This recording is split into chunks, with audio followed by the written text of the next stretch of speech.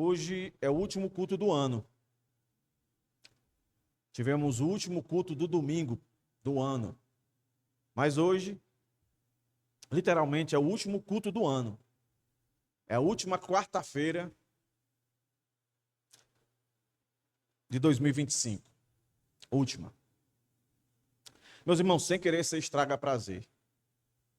Mas amanhã, depois da manhã, vai ser mais um dia na nossa vida. Não existe nada místico, meus irmãos, na virada do ano. Nada disso. Todo dia é dia. E nós aqui precisamos compreender que todo dia, ele nasce dentro da vontade de Deus, dos propósitos de Deus. Aí, por sua infinita misericórdia, ele nos permite, ó irmãos, dentro desse projeto dele, a gente pensar nos nossos projetos. Mas o grande problema, meus irmãos, é quando a gente acha, consciente ou inconscientemente, que os nossos planos, os nossos projetos serão melhores do que o que Deus já pensou, já preparou. Mas, meus irmãos, o texto de hoje são 3 textos, 4 textos. O primeiro é esse aqui, Salmos 90, verso 12. Abra aí. Esse é que vai dar título ao nosso sermão de hoje. O Senhor do tempo e da história. Deus governa dias, meses e anos, segundo a sua providência soberana. Vamos ler esse texto, que abarca os outros 3 pontos que nós vamos falar aqui nessa noite. Que cada ponto ele vai ter um texto de base. Daqui a pouco eu coloco para os irmãos aí. Mas eu queria ler esse texto aqui com os irmãos.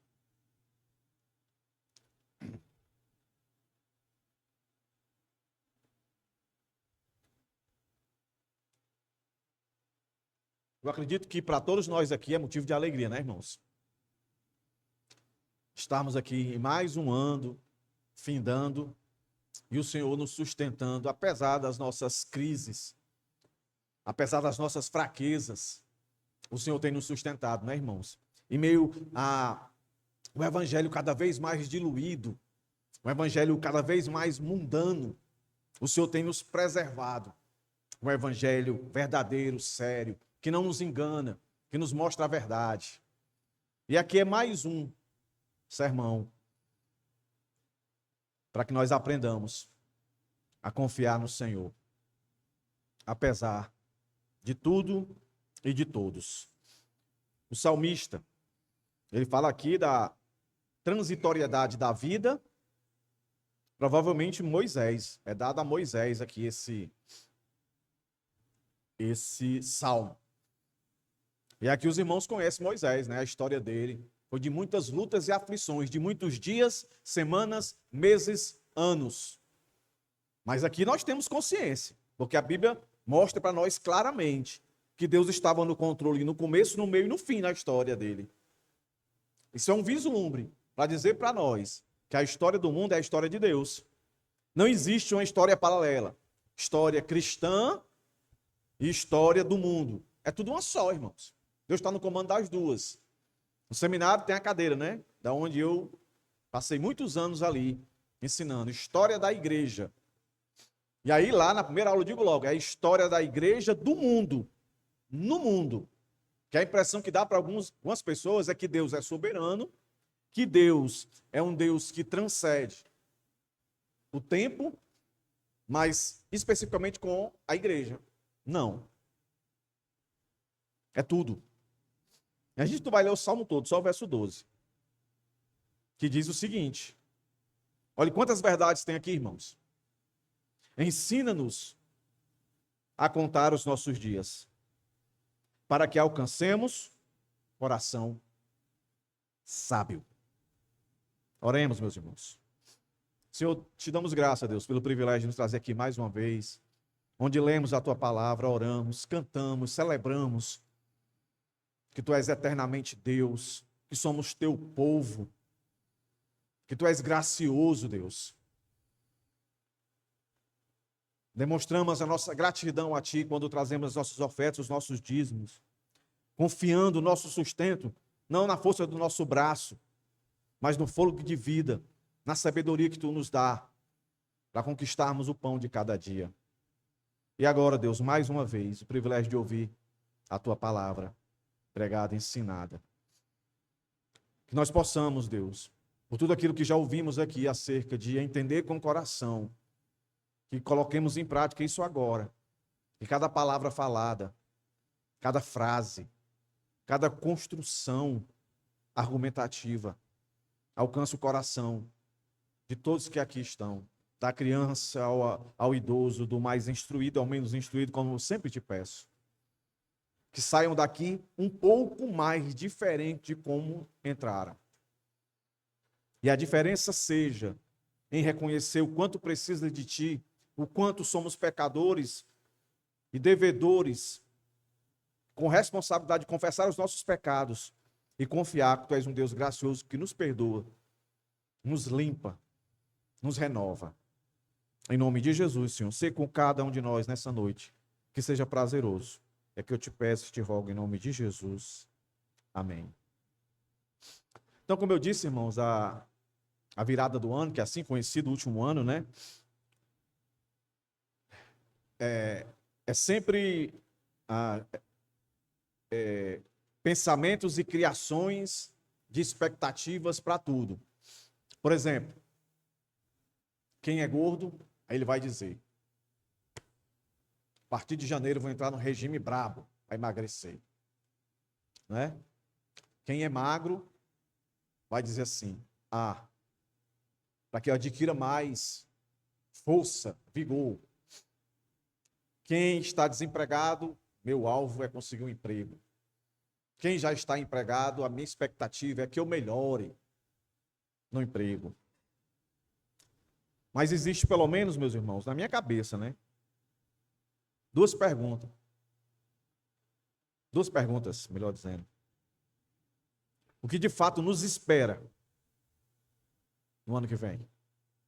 E a segunda, quem de fato governa o amanhã? Nós vivemos sobre acasos, aonde Deus vai interferindo nesses acasos.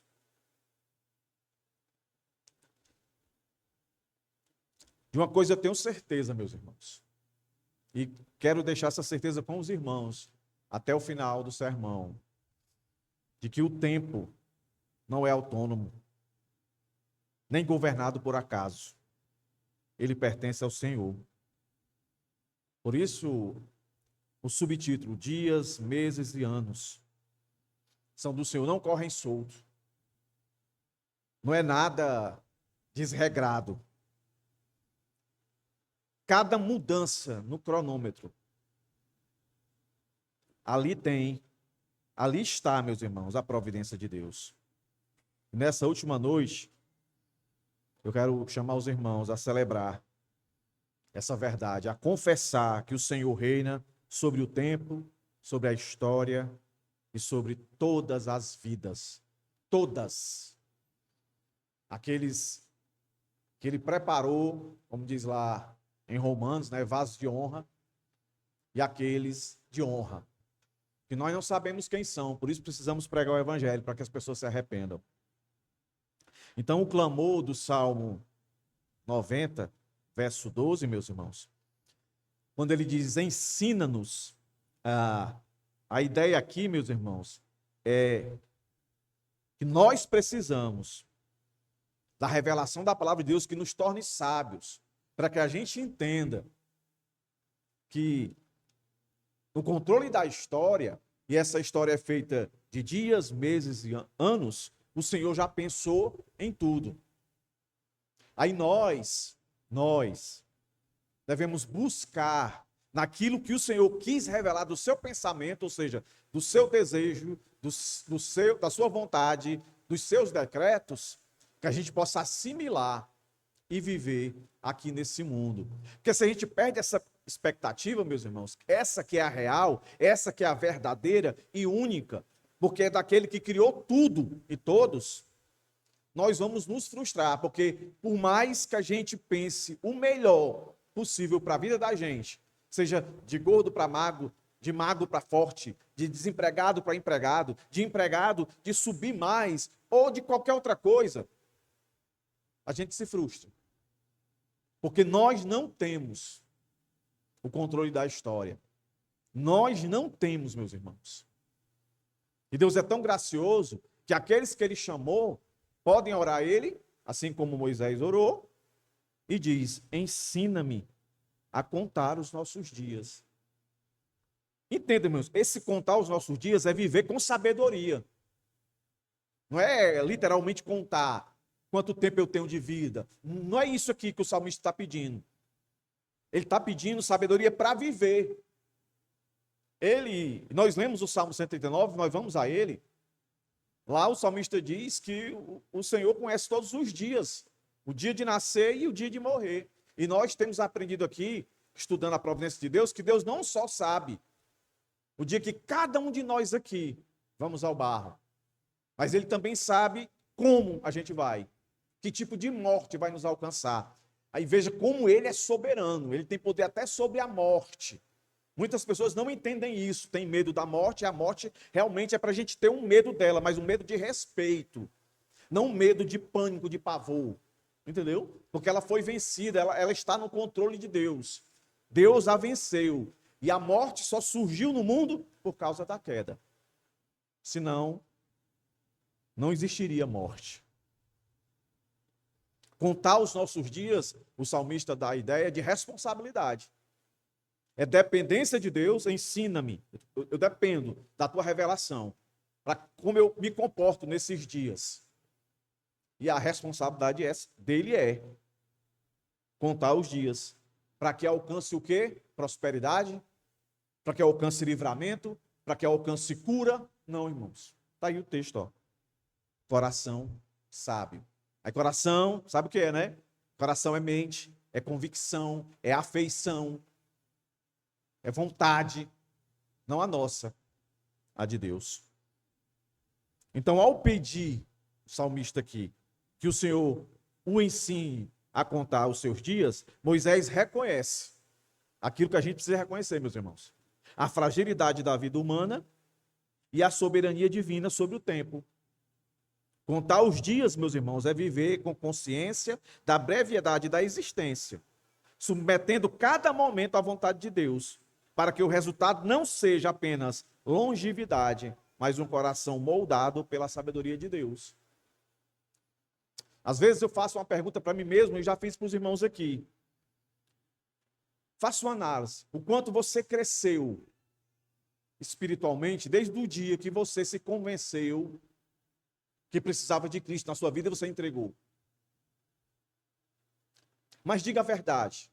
Se um dia você fez esse pensamento. Mas diga a verdade também agora. Se você já pensou assim para os dias que vêm. Quem aqui de vocês, não me respondam, responda para você mesmo. Quem aqui de vocês pensou exatamente isso aqui? Acabamos de ler. Senhor, me ensina a contar os dias que virão. 1º de janeiro de 2026.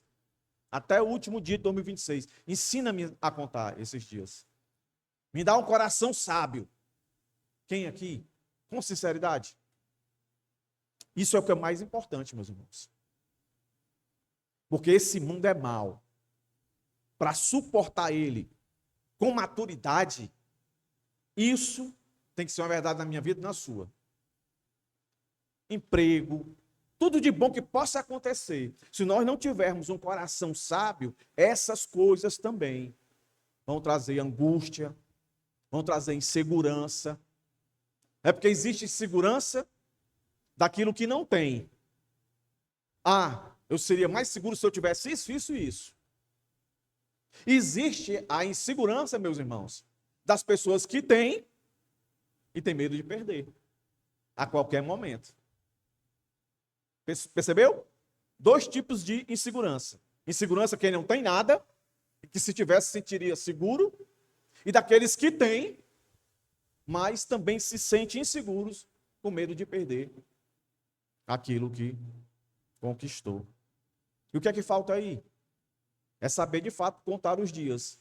Os dias de vida aqui nesse mundo, meus irmãos, não é simplesmente a prioridade, não é a gente prosperar e viver do bom e do melhor. E Deus abençoa isso. Mas é viver com o coração sábio diante da vontade de Deus, porque desafios aparecerão. Como é que eu divido o texto aí, irmãos? Ó, texto não, nosso sermão de hoje, né? Que não vai ser uma exposição de um texto, né? Vários. Então, o primeiro ponto está lá em Salmo 139, 16. Tem essa verdade aí, ó. Deus conhece e determina os dias antes que existam. Preste bem atenção.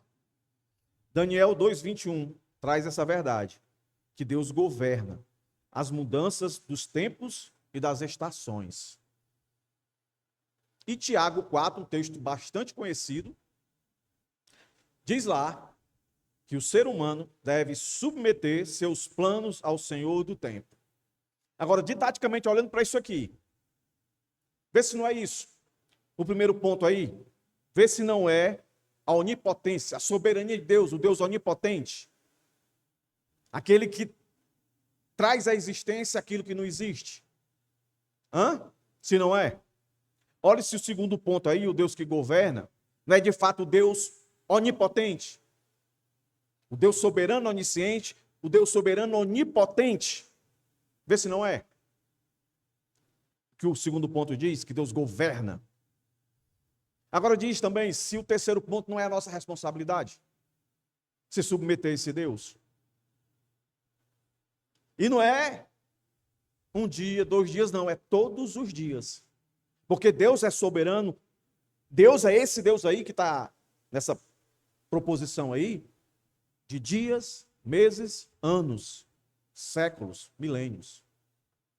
Ele é Deus. Então, abre a tua Bíblia aí no Salmo 139, nós lemos ele hoje, mais o verso 16. E eu quero tirar algumas implicações aí para fortalecer isso aí. Deus conhece e determina os dias antes que existam. Então, presta atenção. Nós aqui não sabemos de fato, certo, irmãos? Se o dia de amanhã vai surgir. Ninguém aqui, em última instância, mas provavelmente vai acontecer o dia de amanhã. Mas eu estou trazendo aqui para a última instância, falando de Deus criação e nós limitados. Nós aqui, nenhum de nós aqui podemos garantir que o dia de amanhã vai surgir. Deus não tem problema com isso. Lembra que eu já disse para os irmãos? Deus criou o tempo. Se Deus criou o tempo, Deus está fora do tempo. Deus é atemporal. Então Deus não tem esse negócio de passado, presente e futuro, não. Tudo para ele é uma coisa só. Alguns teólogos chamam de Deus está na eternidade. Nem tem começo, nem tem fim. É uma existência só. Como entender isso? Impossível. Se a gente entender isso aqui, então a gente podia dizer que era Deus. Mas o ponto é esse. Olha o que é que esse texto vai dizer. E aqui eu estou indo para um texto dos maiores milagres. Os maiores milagres. Aqui supera cego enxergar, aleijado andar, expelir demônio aí de tudo que é tipo. Isso aqui supera. Porque nisso aqui, eu e você estivemos, não é? Olha o que o texto diz, ó. Os teus olhos me viram a substância ainda informe. Estava se formando ainda. E no teu livro foram escritos todos os meus dias. E o salmista aqui, ele é detalhista. Ó. Todos os meus dias, cada um deles escrito e determinado. Quando nenhum deles havia ainda. O que é que não havia ainda? Nenhum dia. Nada. Para e pense, irmão. Esse é o nosso Deus que nós servimos. Por que a gente anda tão ansioso? Por que a gente sofre tanto, meus irmãos? É porque a gente perde essa percepção dessas verdades aqui. A gente está tão habituado a querer ouvir aquilo que faz parte do nosso mundo, do nosso planejamento. E normalmente quem vive assim é porque já está com muito tempo que se distanciou das Escrituras. E ele começa a criar Porque nós temos, depois da queda, nós temos uma tendência muito grande à idolatria. E não se iluda, não. O primeiro da lista somos nós mesmos, as nossas vontades. Nós mesmos nos idolatramos. Mas esse texto aqui está para dizer, olha, eu, você, a gente não tem poder para nada. A gente não tem nem como mensurar e comparar os melhores pensamentos, os melhores projetos, os melhores planos com isso aqui, meus irmãos. O Salmo 139, meus irmãos, afirma a onisciência de Deus, a sua soberania sobre a vida humana, desde antes da sua manifestação na existência, na história. Olha o que o texto está dizendo aqui, irmãos. Os teus olhos me viram a substância ainda informe. Quem já foi pai, né, quem está perto de ser, faz lá ultrassom para ver. Começa aquele negócio bem pequenininho, parece um caroço de feijão. Aí vai aumentando, vai aumentando, vai aumentando, vai aumentando. E cearense parece que vai tudo para a cabeça, né? Que fica um negócio assim, né? Meus irmãos, que milagre fantástico. Tá aí, se na história da igreja houvesse algum local no princípio regulador do culto para encontrar milagre, esse daí não podia faltar. Esse, sabe, do surgimento do ser humano. E a pergunta já que eu faço como aplicação é: o Deus que nós servimos que fez e faz isso aqui é algo que aconteceu no passado, mas que acontece no presente e sempre acontecerá enquanto o Senhor não resolver a situação desse mundo, enquanto ele não vier definitivamente. Agora, nesse instante, um monte de mulher está dando a luz aí. Entendeu? Por mais que agora está difícil saber quem é mulher, né? Parece que mulher agora tem que dizer que é mulher cis, né? Se não disser que é o cis, aí ninguém identifica mais se é mulher, mulher mesmo. Tá uma confusão. Homem que se torna mulher, aí casa com uma mulher que se tornou homem. Meus irmãos, isso aí eu fico doidinho, eu não entendo nada disso aí. Mas Deus, na criação, ele deixa isso. E olha outro detalhe. Porque tudo aqui está relacionado a dias, meses, anos. A vivência. No teu livro, isso aí é uma linguagem metafórica, que indica que há um registro. E Deus não pensa como a gente. Mesmo que a Bíblia fale, os pensamentos de Deus é para que a gente consiga se comunicar, né? Ele consiga se comunicar com a gente. Mas entenda, todas as vezes que você vê a palavra pensamento relacionado a Deus, é decreto, é ordem, sabe?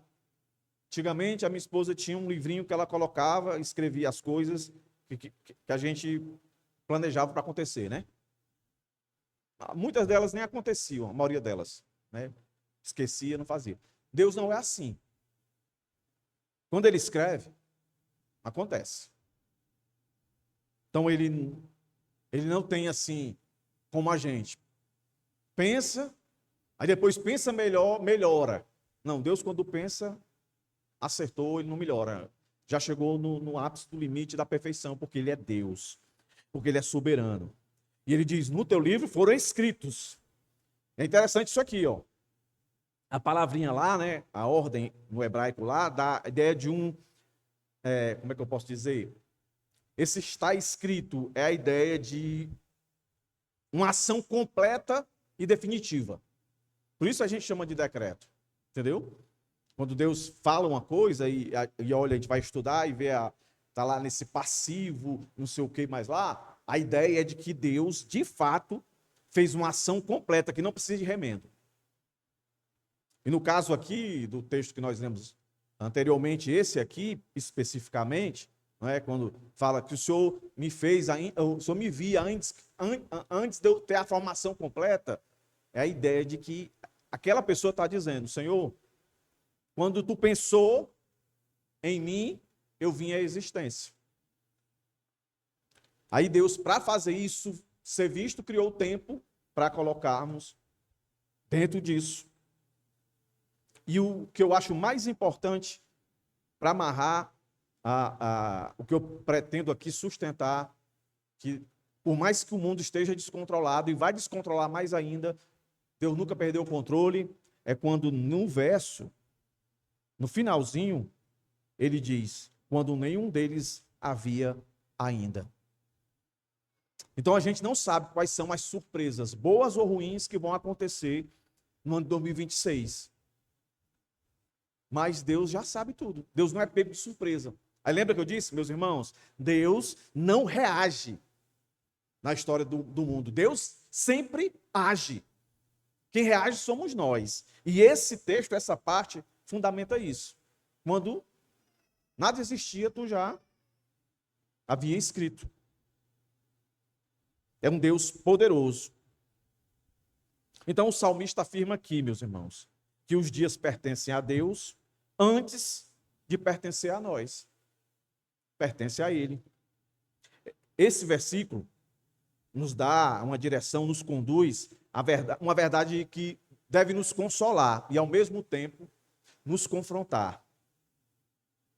Escute bem isso aqui. Nossa vida não é um acidente cronológico. Aí sim, eu posso usar a palavra acaso. Eu e você não viemos a esse mundo por acaso. Nós viemos dentro de um plano, de um projeto, de um desejo, de uma vontade, de um decreto, de um Deus soberano, um Deus onipotente. Aí sim, se sinta privilegiado. Simples fato de você ter nascido, porque todo mundo aqui sabe como é que nasce uma criança, né? Todo mundo aqui já passou de 18 anos, né? Já sabe que não é cegonha trazendo, né? Tem um marido e a mulher, né? Namora, tal. Aí lá, na hora do negócio acontecer, vão lá aquele negocinho, parece uns vermezinhos, né? Vão tudo... É um monte. Quando muito, né? Entra 3, 4 de uma vez, aí nasce trigêmeos, quadrigêmeos, né? Mas a regra normal é só um vencer, né? Aí os outros são perdedores, você é o vencedorzão. Não, tudo é Deus. Ele quis que você nascesse. Aí sim, é muita responsabilidade. Então, cada um de vocês são responsáveis por cada dia de sobrevivência nesse mundo. O texto aqui deixa claro que a vida não pertence a nós, sempre pertenceu a Deus. Antes que o primeiro dia surgisse, Deus já conhecia o último. E isso, meus irmãos, não reduz o valor da vida, pelo contrário, a dignifica. Deus sabe exatamente o dia que eu, você, vamos deixar esse mundo, Ele sabe. Aí isso é para nos apavorar? Pelo contrário, para nos deixar seguro. E aí temos que fazer o que o primeiro salmo que nós lemos, Salmo 12. Ensina-me, Senhor, a viver, o contar, entenda, a viver esses dias com sabedoria. E como é que a gente vive esses dias com sabedoria? Primeira aplicação desse ponto. O futuro não deve ser temido, mas confiado ao Senhor. Não importa. Vocês aí devem estar vendo nas redes sociais. Os prognósticos, é muito desemprego, sabe? É muitos daqueles que há 40 anos atrás não imaginavam que poderia perder a estabilidade, né? Os concursados. Os pessimistas, os mais pessimistas, estão dizendo que vai quebrar. Já saiu o anúncio aí, né? O pessoal dos Correios, 15 mil vão ser demitidos. Muitos aí não estão recebendo os benefícios que deveriam receber, porque não tem dinheiro, está quebrado. A saúde diz que está quebrada, não tem dinheiro. Um monte de governador, de prefeito, com a mão na cabeça, que não sabe como é que vai fechar o caixa. E algumas cidades do Brasil, eu nunca imaginei que eu fosse ver isso, ó, irmãos. Algumas cidades no interior do Brasil, prefeitos, estão abrindo, cedendo a sua vaga para o vice. O vice, eu mesmo não quero não. Eu não quero não vou assumir essa bronca não. Eu não vou assumir uma prefeitura que eu sei que está quebrada e se eu entrar, aí vai ficar na minha conta, que eu quebrei, que eu não paguei funcionário. Pense, Mas se você é crente, esse texto está dizendo para nós, o futuro pode ser enfrentado com confiança, não com ansiedade. Se os dias já estão escritos, o crente pode caminhar com descanso e fé, mesmo sem conhecer o amanhã. Vocês estão entendendo, irmão? Se ele está dizendo aqui que antes de nascer o dia já estava escrito, então Deus sabe exatamente tudo que aconteceu na vida dele. Então Deus sabe exatamente tudo que vai acontecer na minha vida e na sua. Seja bom, seja ruim. Seja perder o emprego, seja ganhar um emprego. Seja ser curado, seja adoecer. Já estava escrito, tudo. Isso não é determinismo. Isso é um Deus soberano que controla a história. Aí o que é que eu tenho que fazer? Primeiro, não ter medo do futuro. Se eu demonstro ter medo do futuro, eu estou dizendo que Deus não está tomando conta direito do mundo. Isso não é verdade. O mundo nunca ficou ao léu. Por mais que as pessoas pensem. Isaías um dia pensou que o mundo estava perdido e bagunçado. Finalzinho do capítulo 5 de Isaías. Mas tem um capítulo 6, Deus dando lá um chamado de atenção a ele. Ó, tá tudo tranquilo aqui, ó, os anjos tudo me louvando. Santo, santo, santo. Tá tudo sob o meu controle. E eu quero dizer mais para você. Você viu como é que está aí a depravação? Não é diferente do nosso mundo. Deus escreveu todos os dias de Isaías, o meu, o seu, os que virão. Segundo, se o primeiro eu não posso ter medo do futuro, o segundo, a vida deve ser vivida com propósito e reverência. Reverência que eu quero dizer com temor, com respeito. Já aconteceu com você? De um dia na sua vida, ou uma época, ou um tempo, a sua vida não está do jeito que você imaginava e você ficar com raiva de Deus? Você entrar num canal de vitimismo, que é uma falsa modéstia. Eu mereço, mas no fundo, você acha que não merece. Aí o que é que você está vivendo para com Deus? Não é coração sábio, mas é um coração irreverente. Sabe? Quem é pai aqui, vai entender o que eu estou dizendo. Quando você é pai, que você planeja tudo para não deixar faltar nada para os seus filhos, é a vida dos seus filhos, né? Então, vamos comparar o pai como se fosse Deus, que planeja, escreve os dias tudinho. O menino vai para o colégio, aí vai ter o lanche dele, vai ter tudo. E o pai planeja tudo, planeja tudo, planeja tudo. Mas a criança, ela vai atribuindo gostos e vontades. E ela vai aprendendo isso com a sabedoria do mundo. São os outros pais, os seus colegas. Qual é o pai que se sente bem? Trabalhando e dando o melhor que ele pode para o seu filho, e o seu filho vivendo reclamando. Reclamando, reclamando, reclamando. Ele está vivendo uma vida de sabedoria. Ele está valorizando o propósito, a ação, a proteção, o sustento do pai? A resposta é não. E muitas vezes é assim que nós vivemos no mundo. Tem um monte de crente hoje aqui, no mundo, hoje, exatamente hoje, totalmente frustrado. Porque justamente no ano de dezembro ele perdeu o emprego. Ou justamente no ano de dezembro o namoro acabou, o noivado acabou, descobriu uma doença. E eu não estou dizendo que isso é bom, não. Eu estou dizendo que todas essas coisas, por piores que sejam, não está fora do controle de Deus, meus irmãos. É isso que eu quero que os irmãos entendam. Deus não está de costas, as coisas estão acontecendo, de vez em quando alguém tem que dar um grito para ele olhar e consertar, não. Está do jeito que ele sempre escreveu. Nós não podemos perder a reverência. Quando se perde a reverência, perde o temor. Quando se perde o temor, perde-se a voz de adoração. E aí vem a voz de murmuração.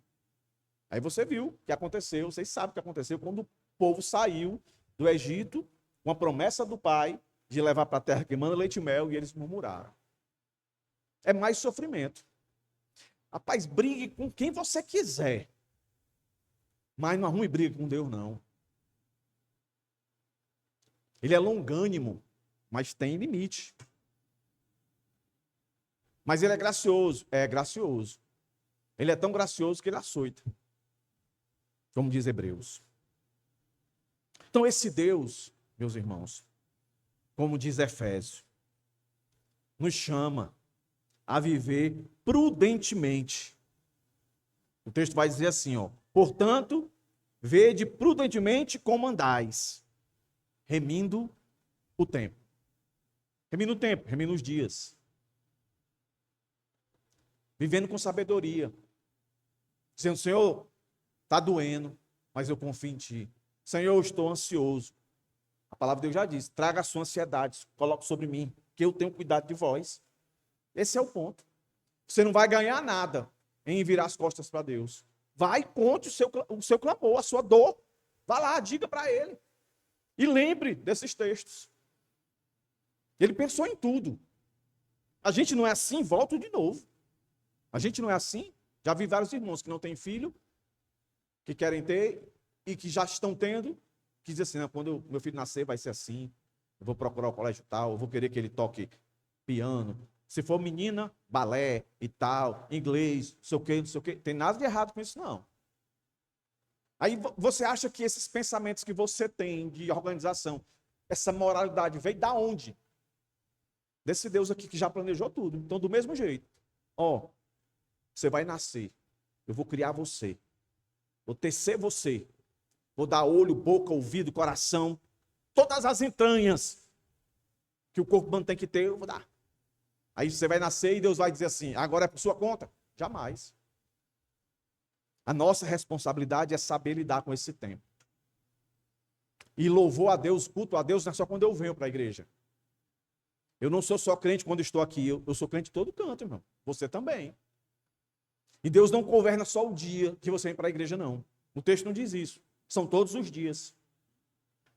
Aí se está ainda difícil, né? Não, mas... tudo bem. Vamos para o segundo ponto. Abre em Daniel. Aí veja, ó, vai sair do pessoal, né? Que nós estávamos falando de uma pessoa, né? O verso estava especificando uma pessoa.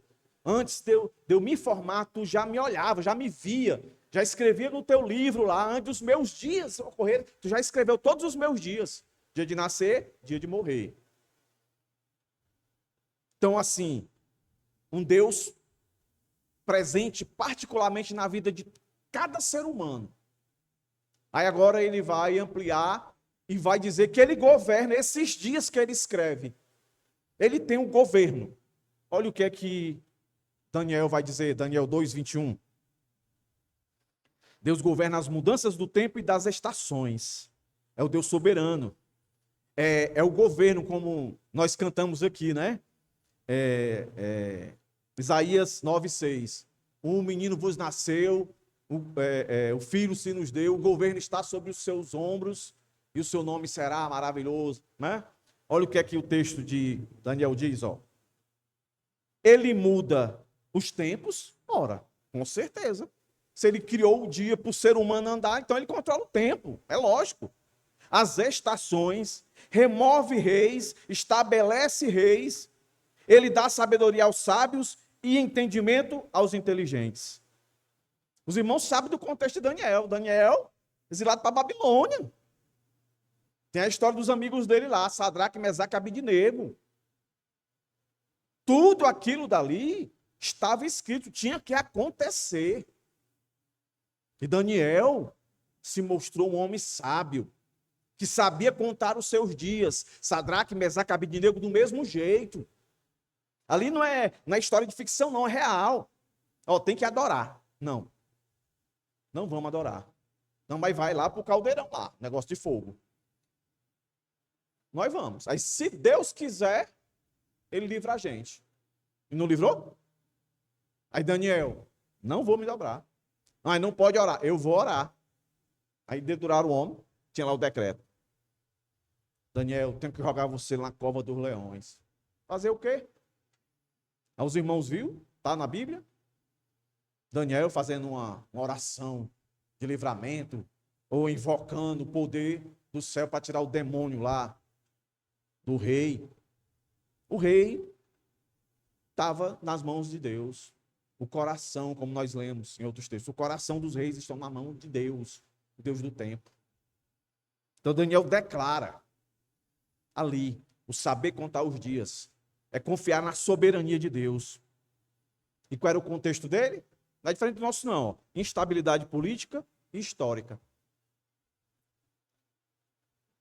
E ele diz, ele muda. Ação exclusivamente divina. Ato soberano de Deus. Tempos, períodos históricos prolongados. Estações, ciclos determinados. Épocas específicas. Aquilo que eu disse para os irmãos. Responsabilidade humana, soberania de Deus. Mas a soberania de Deus não vai justificar aquilo que é óbvio na minha decisão. Então vou falar de política aqui. Tem um candidato que ele é progressista. Os irmãos, a maioria aqui sabe. Candidato progressista, ele não valoriza o casamento tradicional. Ele não valoriza a questão do homem-mulher. O homem pode ser o que quiser, a mulher pode ser o que quiser. Eu até contei para alguns irmãos aqui. Levei meu pai e minha mãe, que agora é exigência. Meu pai é aposentado, minha mãe recebe benefício. É exigência fazer a identidade digital. Levei minha mãe, naqueles locais que tem no shopping, para fazer a nova identidade. Que a nova identidade será o nosso CPF. Daqui 3, 4 anos, esse negócio de ID vai acabar, é o nosso CPF que vai ser a nossa identidade. Tá lá minha mãe, bateu a fotinha dela. Quando a minha mãe bateu a fotinha, a moça disse, olha, o que a senhora disser eu coloco aqui. Qual é a cor do seu cabelo? Eu digo, vale, meu Deus. A mulher não está vendo, que é grisalho, o cabelo da minha mãe. Aí minha mãe, não entendi, não, o que a senhora disser. Se a senhora disser loura, eu boto loura. Eu falei assim, mãe, bote ruiva.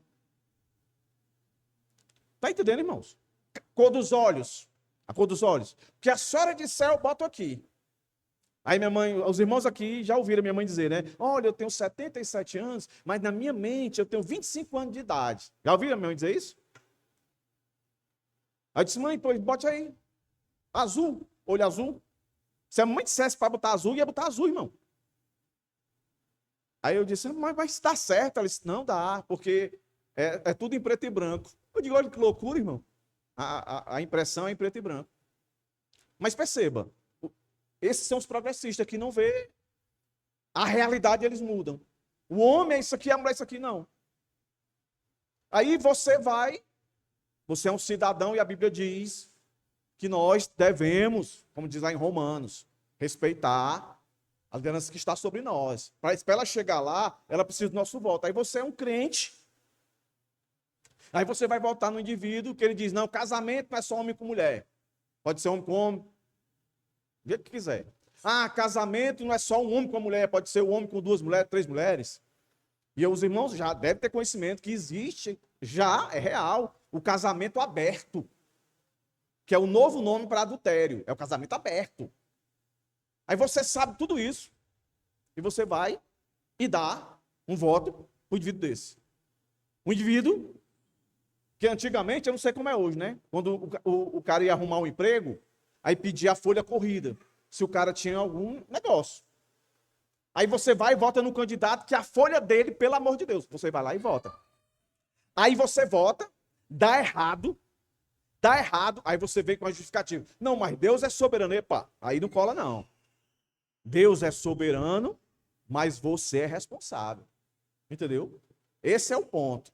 A soberania de Deus nunca vai deixar de agir. Mas preste bem atenção, meus irmãos. Deus se manifesta no mundo por aqueles que obedecem e por aqueles que desobedecem.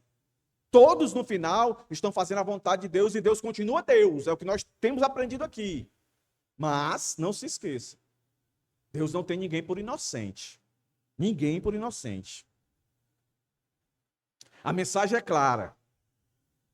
Mesmo quando tudo muda, mesmo quando tudo fica difícil, Deus continua no controle. O novo ano pode trazer, e certamente trará, transições inesperadas, perdas, desafios, mudanças estruturais, mas nenhuma delas surpreende o Senhor. E eu sempre vou pontuar com isso. Deus escreveu A história de todos. Não é só dos crentes, não, de todos. Do presidente, do governador, dos ministros. Deus escreveu a história de todos eles. Deus é soberano sobre tudo. Aqui, especificamente no Brasil, o que está acontecendo, nada está fora do controle de Deus. Deus não é omisso. Há um propósito. E quando a gente não alcança esse propósito, quando Deus não quer revelar esse propósito, para a gente entender, é o que está lá em Romanos. É baixar a cabeça e confiar. Agora, deixar de ser menino e achar que só em declarar, dizer, o ano que vem vai ser a maravilha. Mas também não estou dizendo aqui para você ficar dizendo palavras de maldição para as pessoas. Lembra daquele sermão que eu dei aqui? A diferença de fé e pensamento positivo? Você pode dizer palavras. Irmão, eu desejo que você consiga um emprego no ano que vem. Eu desejo que você seja pai. Eu desejo que você prospere. Eu desejo a cura para sua mãe. Tudo isso aí nós podemos e devemos fazer. Mas nós não podemos dizer assim, olha, no ano que vem você vai ter um emprego, tenha fé. Fé, certeza e convicção. Lembra que eu ensinei a vocês? Quando a pessoa disser isso para você, irmão, tenha fé. Você vai ter um emprego amanhã, tenha fé. Certeza e convicção. Você tem certeza e convicção que eu vou ter um emprego? Eu duvido ele assumir isso. Ele vai dizer que não tem. Porque essa certeza e convicção não está nas circunstâncias, não estão. Estão numa pessoa e é Deus. Agora, se Deus falou com você, mas eu não acredito que ele fale fora das escrituras, se ele disse para você, olha, fulano vai ter um emprego tal, você pode chegar e dizer que vai acontecer, porque Deus falou. De outra maneira, é só desejo seu. Saiba colocar, para que você não se intrometa onde nunca deveria, de achar que tem condição de escrever o futuro de alguém, os dias de alguém, os tempos de alguém. Deus já estabeleceu tudo. A providência divina nunca se limitou à vida pessoal, a minha e a sua. Se teve uma vida que se limitou, todo o propósito de Deus foi a de Cristo, dele mesmo, Deus sendo homem. A história é maior, sabe? Quando a gente vai assistir um filme, sempre não tem, na minha época chamava o artista principal. Hoje o nome é protagonista, né? Sempre tem. Aí você percebe que todo o enredo do filme todo, tem muitas pessoas ali, né? Que vivem as suas vidas junto com a vida desse que é o principal. Mas perceba, todas elas são periféricas. Se tirar aquele indivíduo, perde o sentido. Por que que o filme Homem de Ferro acabou? Porque ele deixou de existir. Acabou. Então esse mundo só é mundo ainda porque tem a promessa de Jesus voltar. E ele foi embora? Pessoalmente foi, mas seu espírito ficou. Então a história principal, os dias, os meses, os anos, é nele. É na vontade dele. Mas por misericórdia, ele nos dá bônus. Eu chamo de bônus. Tudo de bom, depois da salvação, é bônus. O prêmio maior é a salvação. Primeira aplicação desse ponto aqui. As mudanças de um novo ano não ameaçam o governo de Deus. Mudanças não devem ser interpretadas como abandono de Deus, meus irmãos. Crises ou coisa do tipo. Isaías 46:10 diz assim, ó, o meu conselho permanecerá de pé, farei toda a minha vontade. Quem está dizendo é Deus. Ele fez a vontade dele até hoje, e ele vai fazer amanhã, depois da manhã, até o dia dele voltar. É a vontade dele. Escute bem. Pastor, se eu perder o emprego, é da vontade dele. Se eu ficar doente, é da vontade dele. E se eu ficar rico, é da vontade dele. E se eu ficar pobre, é da vontade dele. E se eu ficar cego, é da vontade dele. Tudo é ele. Eu confesso para os irmãos que eu me sinto muito mais seguro em saber que tudo é Deus.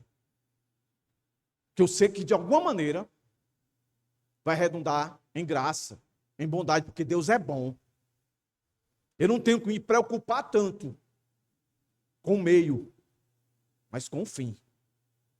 Seja pobre, seja doente, seja o que for, seja a morte me encontrando, eu tenho a promessa de que no último dia o Senhor me ressuscitará, como diz lá em Coríntios, receberei um corpo incorruptível.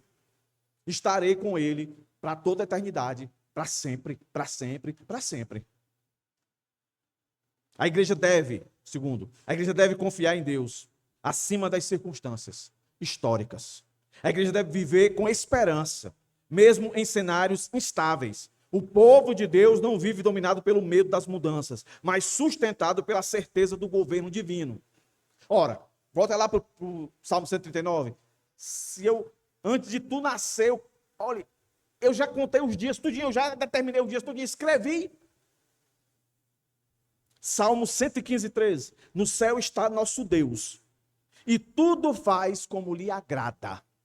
Preste atenção, lhe agrada. Em Romanos, a perfeita e agradável vontade de Deus, não é a nossa, é a vontade de Deus. Aí, Jesus morreu de uma forma trágica, mas Isaías diz que foi da vontade de Deus moê-lo. É um negócio fantástico, irmãos. Deus é Deus. Último ponto. Nossa responsabilidade. Temos que baixar a bola. Dizer eu. Quem sou eu? Ver a pequenez mesmo. A insignificância. Olha aí o texto. De Tiago 4, de 13 a 15. Nosso último ponto aqui. O ser humano deve submeter seus planos ao Senhor do tempo. Aí é responsabilidade humana, obediência. Atendei agora, vós que dizeis. Isso aqui é a nossa cara, ó. Hoje, amanhã, iremos para a cidade tal, e lá passaremos um ano, e negociaremos, e teremos lucros. Vós não sabeis o que sucederá amanhã. Que é a vossa vida? Sois apenas como neblina, que aparece por um instante e logo se dissipa. Em vez disso, devias dizer, se o Senhor quiser, nós só viveremos, como também faremos isto e aquilo. O que é que Tiago aqui está confrontando? A presunção, meus irmãos. Aqui ele não está condenando a pessoa a planejar, não. A presunção, a arrogância, a motivação interna do coração. Entendeu? Hoje, amanhã, linguagem de autossuficiência temporal. Passaremos um ano, planejamento sem referência a Deus, sem direcionamento a Deus. E aí vem, não sabeis o que sucederá amanhã, limitação humana frente à soberania divina. Se o Senhor quiser, quem manda pode. Quem tem juízo obedece. Reconhecimento explícito da providência governante de Deus. Aqui todo mundo, a maioria de vocês conhece a história do cara da Apple. O cara é um fenômeno, tem um filme baseado na história, mas um cara estúpido, arrogante, soberbo até a tampa. Entendeu? Passava por cima de tudo e de todos para colocar o seu projeto, que beneficiou o mundo. Mas a morte veio cedo para ele, ele não imaginava. 50 e poucos anos ele morreu. Câncer. Foi defiando um homem trilionário. O dinheiro não prolongou a vida dele. O que o dinheiro proporcionou para ele foi mais dias de sofrimento, porque ele morreu. Arrogância soberba.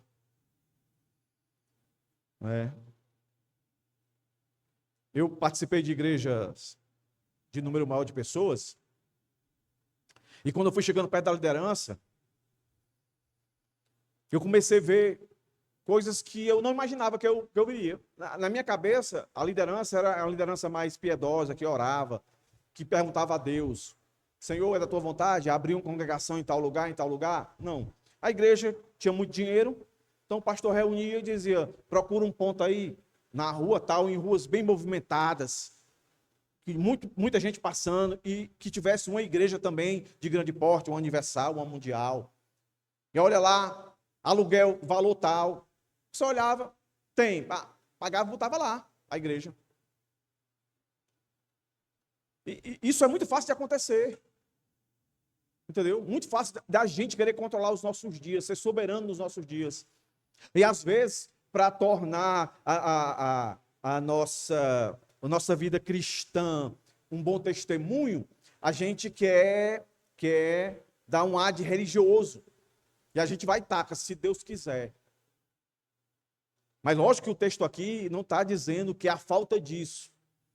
É todo um contexto de uma presunção de uma pessoa que fala com a boca, mas vive outro. Foi igual conversando com o irmão. Irmão, blasfêmia do Espírito Santo é muito mais do que uma fala, é uma vida, é uma vivência.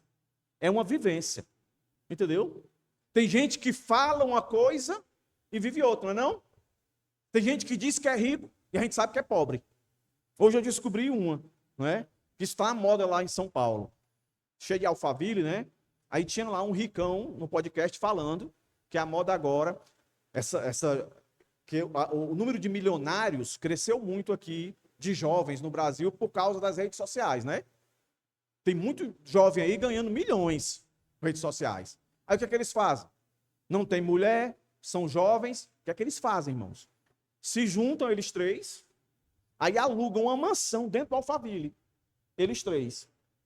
Aí um passa uma semana, o outro passa outra semana, o outro passa outra semana. Entendeu? Aí vão mais além. Eles vão nessas lojas de carros de luxo e aí financiam um Porsche, uma BMW das mais caras, uma Ferrari, financiam para 4 pagarem a prestação. Aí fica circulando nos carros. Entendeu? Como se fossem ricos de verdade, mas quem está perto sabe. Eles falam, mas não são. Entendeu? Assim é muitos que planejam e até colocam, diz, se Deus quiser. Mas você olha para a vida, o Deus quiser ali é um detalhe, é uma vírgula. Porque ele está confiando no braço dele mesmo, é a situação desses indivíduos aqui. O Senhor não governa a vida dele. No final fica do jeito que ele quer. O Senhor nos chama a não viver assim, o ano de 2026. Que nós nos prostremos de joelhos. O que o Tiago está chamando aqui a atenção é que eles devem se dobrarem. Então, na virada do ano, fazemos listas, metas, projeções, o que é legítimo. Mas a Escritura nos chama a fazer isso de joelhos, reconhecendo que a vida é frágil e que cada respiração depende da vontade do Senhor. Então, submeter os planos a Deus não é fatalismo, é adoração. Sabe? Senhor, veio a ideia, antes de sentar para organizar, já ir em adoração. Senhor, me guia, me ajuda a fazer isso aqui. Que eu continue se for da tua vontade, se não for, tira isso do meu coração, se for uma vaidade minha. É isso, uma vivência. Quais aplicações aqui para nós terminarmos, meus irmãos? A primeira, para não ficar dúvida aqui, tá? Planos devem ser feitos com dependência, não com arrogância. Os irmãos já entenderam como é dependência. Desde o comecinho, na hora que veio, ó, aquele pensamentozinho. Aí não confie na sua formação, se você tem pós-graduação, seja o que for. Saiba, você está planejando dentro de um planejamento que já existe. Aí é o seu que tem que coincidir com o que já está pronto. Nós não temos capacidade de mudar o plano de Deus. A gente ora para descobrir a vontade de Deus, não para mudar a vontade de Deus. Porque se a gente conseguir mudar a vontade de Deus, deixa de ser Deus. Porque lá em casa, quando alguém muda a minha vontade, não, pai, não é assim não. Não, meu filho, não é assim não, não é assim não. É porque me convence que eu pensei errado, que pensaram melhor. Então isso não pode acontecer com Deus. Se Deus pensou, é aquilo ali. Eu que tenho que me adequar. Então, eu mostro que eu não sou arrogante é quando, desde o começo, eu sempre dou, Senhor, essa é a tua vontade?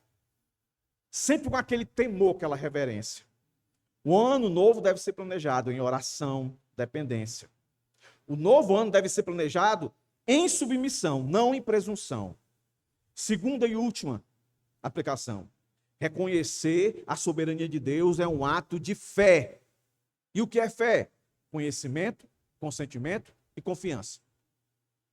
Esse conhecimento que nós adquirimos aqui hoje, de que Deus é onipotente, Ele nos fez, escreveu os nossos dias antes da gente existir. Segundo, que o nosso Deus governa um ambiente onde Ele nos trouxe a existência, o mundo, por mais doido que ele seja, por mais depravado que ele seja, Deus é poderoso para controlá-lo. E terceiro, Deus nos deu a responsabilidade de andar com ele em submissão. Se a gente concorda com esse conhecimento, então a gente foi para o outro ser, a gente consente. Então o que é que falta? Confiar. Confiar. Então vejam, meus irmãos, se isso aqui não é maravilhoso. Então o que você pensou não deu certo? Não é porque você fez errado. Não é porque você não tem capacidade. É porque Deus não queria. Entendeu? Aquilo não veio na hora que você queria. Não é porque você não mereceu. É porque Deus não quis aquilo para você. Entendeu? Nessa perspectiva, olhe como Deus sempre cuida da gente. Sempre cuida da gente. Quantas vezes aí é pai que vai entender que pai dá uma coisa para o filho, que sabe que ele vai se arrebentar, mas dá para ele aprender. Aí vai dizer assim, ó, eu te disse que não ia dar certo, mas eu dei só para tu ter a vivência, a realidade da coisa, como eu estava certo, como o meu cuidado era maior do que tu imaginava. Não tente testar Deus, não. Tente não. Nós queremos um rei, nós queremos um rei. Pai, vocês não me querem mais como rei? Não, nós queremos um rei de carne e osso, igual os nossos vizinhos aqui. Aí Deus dá Saul, lá vai a exclamação. De lá para cá, né? Conclusão. Ao atravessarmos a fronteira de um ano novo, meus irmãos, confessamos juntos. Os dias já estão escritos, os tempos são governados e o amanhã pertence ao Senhor. A virada do calendário não altera o trono de Deus. Ele reina ontem, hoje e eternamente. Então, viva cada dia do ano novo com a confiança na providência de Deus. Aí eu deixo um texto aqui, Salmo 37:5. Entrega o teu caminho ao Senhor, confia nele e o mais ele fará.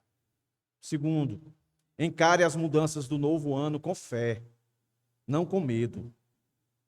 Lamentações 3, 31, 32 diz assim: porque o Senhor não rejeitará para sempre, pois ainda que entristeça alguém, usará de compaixão segundo a grandeza das suas misericórdias.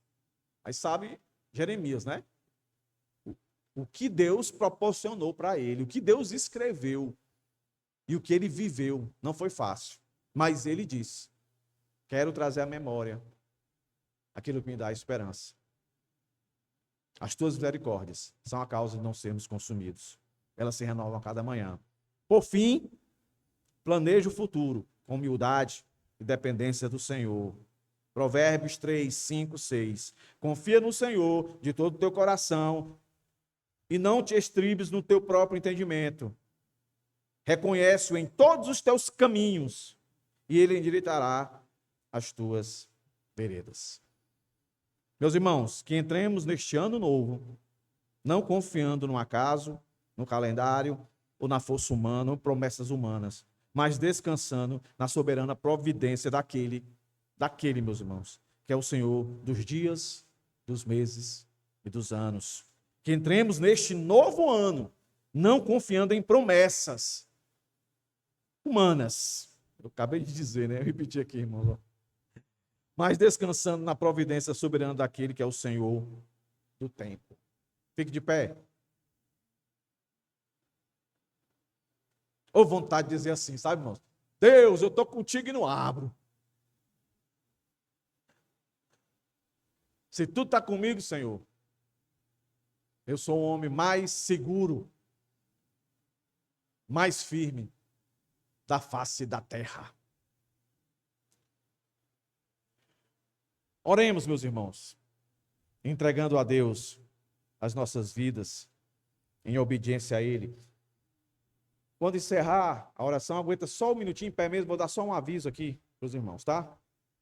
Senhor, muito obrigado por essa noite, muito obrigado por nos lembrar quem é o dono, quem é que comanda, quem de fato tem poder, quem é sábio.